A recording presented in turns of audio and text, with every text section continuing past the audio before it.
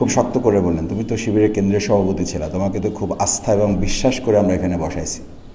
তুমি যদি আমাকে 5টা খাম এভাবে দিয়ে দিতে পারো, তাহলে আমি মনে করব যে এরকম আরও অনেক জায়গায় তুমি দিয়ে দিতে পারবা।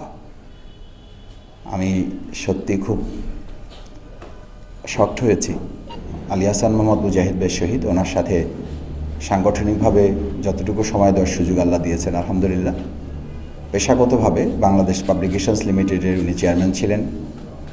আমাকে সাংগঠনিকভাবেই পেশাগত দায়িত্ব হিসাবে প্রজেক্ট ডাইরেক্টরের দায়িত্ব দেওয়ার কারণে সৌভাগ্য হয়েছিল যে ওনার সাথে একটা দীর্ঘ সময় খুব কাছে থেকে পেশাগত দায়িত্ব পালন করার। একদিন আমাকে বললেন যে পাবলিকেশনসের 5টা খাম আমাকে নিয়ে আসো। খাম একদম সাদা খাম, সিম্পল, যেগুলো ছোট খাম। তা আমি নিয়ে গেলাম, নিয়ে গিয়ে বললাম যে যে রাখলাম, আপনি একটা কাজে লাগাবেন।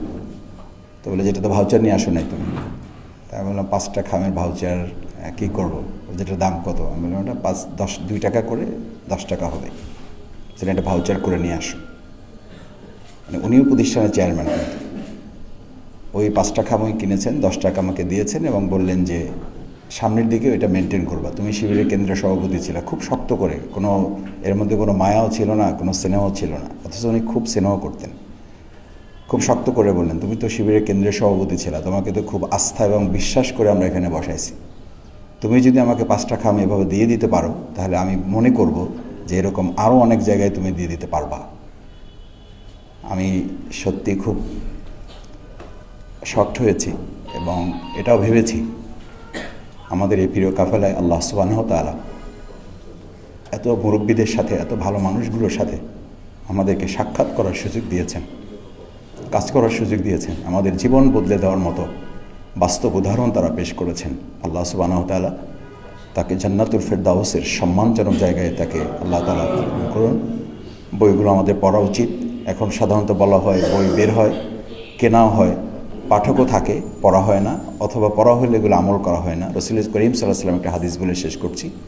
আব্দুল্লাহ ইবনে মাসউদ রাদিয়াল্লাহু তাআলা আনহু قال রাসূলুল্লাহ সাল্লাল্লাহু আলাইহি ওয়াসাল্লাম ওয়া ইয়াকুলুনা মা লা ইয়াফআলুন। তোমাদের নেতৃত্বের একটা সময় আসবে যখন নেতৃত্ব কথা বলবে, কিন্তু তারা সেই অনুযায়ী কাজ করবে না এবং তাদের লোকদেরকে কাজ করাতে পারবে না। ওয়া ইয়াফআলুনা মা লা ইউমারুন, একেবারে যে কথা বলবে কাজ হবে না তা না, কিছু কাজ হবে, সেটা তার পছন্দ হলে করবে, না হলে করবে না। অর্থাৎ নেতৃত্বের জায়গাটা এবং আনুগত্যের জায়গাটা পছন্দের ভিত্তিতে তৈরি হবে। আল্লাহ সুবহানাহু ওয়া তাআলা আমাদেরকে আল্লাহ তাআলা প্রদত্ত বিধানের আলোকে নিজেদের জীবন এবং আমাদের আনুগত্যের জায়গাটা যেন যেভাবে আল্লাহ রাসূল সাল্লাল্লাহু আলাইহি ওয়াসাল্লাম দোয়া শিখিয়েছেন, ইয়া মুকাল্লিবাল কুলুব সাব্বিত কলবি আলা দীনিক, ইয়া মুসাররিফাল কুলুব সাররিফ কুলুবানা আলা তাআতিক। আমরা যেন নেতৃত্বের জায়গায় যারা আছেন তাদের আনুগত্যের মাধ্যমে আমরা আমাদের আল্লাহর সন্তুষ্টি অর্জনের যে বিধান আল্লাহ তৈরি করেছেন সূরায়ে ইনশিকাকে, ইন্নাকা কাদিহুন ইলা রাব্বিকা কাদহান ফামুলাকিহ, তোমাদেরকে এই আনুগত্যের চরম বিধান মানতে মানতেই আল্লাহর সাথে তোমাদেরকে সাক্ষাৎ করানো হবে। সুতরাং সেই জবাবদিহিতামূলক নেতৃত্ব এবং আনুগত্যের বিধান যাতে আমরা আমাদের বাস্তব জীবনে ইসলামী নেতৃত্বের এই স্বরূপের মাধ্যমে অর্জন করতে পারি, আল্লাহ আমাদের তৌফিক দান করুন। আসসালামু আলাইকুম।